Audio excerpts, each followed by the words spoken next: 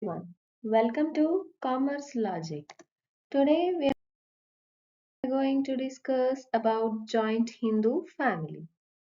Now we'll see what is joint Hindu family.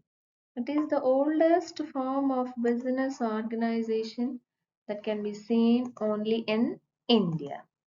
So this is the oldest form of business organization that can be seen only in India. And next point is it is not formed by an agreement or by a contract, but it comes into the existence by the operation of Hindu law. So it is not the result of an agreement and it is not the result of contract, but it comes into the existence with the operation of Hindu law. Next, in joint Hindu family, the property is inherited. That means it passes from one generation to another generation. That is, the property passes from grandfather to son and son to son. That means grandfather to father and father to son. And thereon it passes from one generation to another generation. So it is called as ancestral property. So the members in the family are called co-partners and head of the family is called Karta. So these are the important points in joint Hindu family. And next we are going to see other things about this joint Hindu family.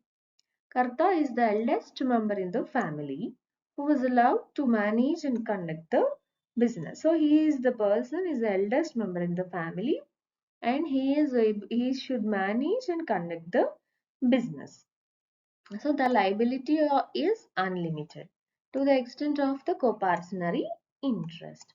It is male dominated business. So in the eyes of Hindu law, the business is an inheritable asset. That means it passes from father to son and son to his son. Then joint Hindu family is governed by two schools. They are Hitakshara school and Dhaibhaga school. Next we'll see what is Mitakshara school in joint Hindu family. We'll see. According to this school of law, we are going to study these points.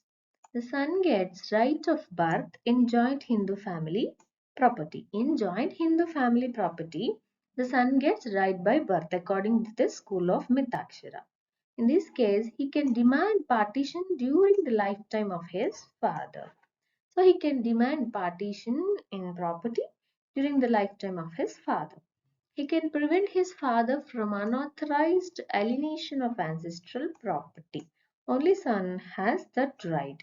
Then the copartner has no right to alienate his share in joint Hindu family property. Next, on his death without male issue, his interest survives to his brother. Yes. Then the widow of the deceased co-partner cannot enforce the partition. So he has a right of maintenance. She has a right of a maintenance. The essence of co-partnery is the unity of ownership. The concept prevails in entire India except Assam and West Bengal. Next, Daivaga School. It has no right in the joint family property so long as his father is alive. So only father has a right in joint Hindu family property and none of them has a right in joint Hindu family property. Then the father has having the absolute father is the owner of the property and he can deal with it. The way he alienate his or her interest or on death his or her share will be inherited by his or her heirs. Only the death of the father will lead to alienate his or her property to his son or that is heirs. The next, the widow becomes a co-partner with her husband's brother and can demand partition. The essence of unity of position and not ownership. Only position is with and not ownership. The school of Hindu law is prevailed only in West Bengal and Assam states. And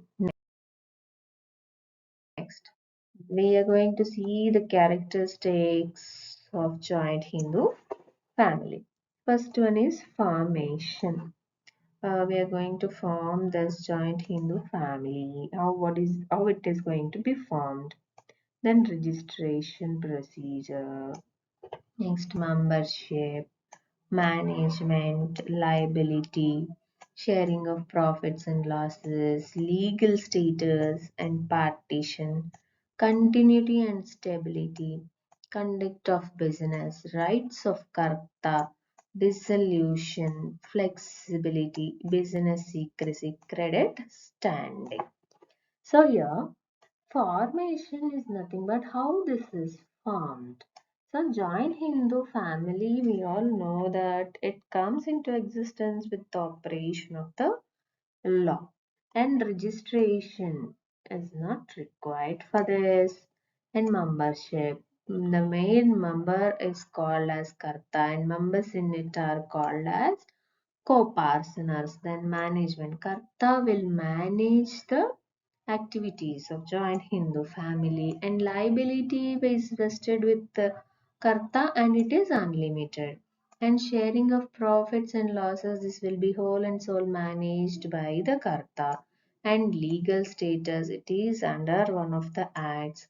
Partition, there are two schools, that is Mitakshara and Daibhaga. According to those schools, the partition of the assets of joint Hindu family will be done. Continuity and stability, it will be continued if they have stability. Then conduct of the business, it is a male dominated business, so male members will continue it. Here what the rights of karta, what the karta will do in certain situations.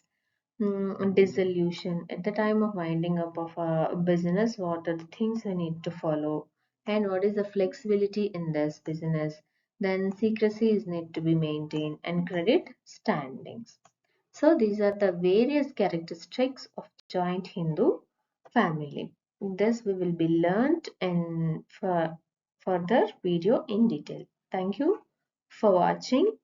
If you like this video, subscribe my channel. Thank you so much for watching.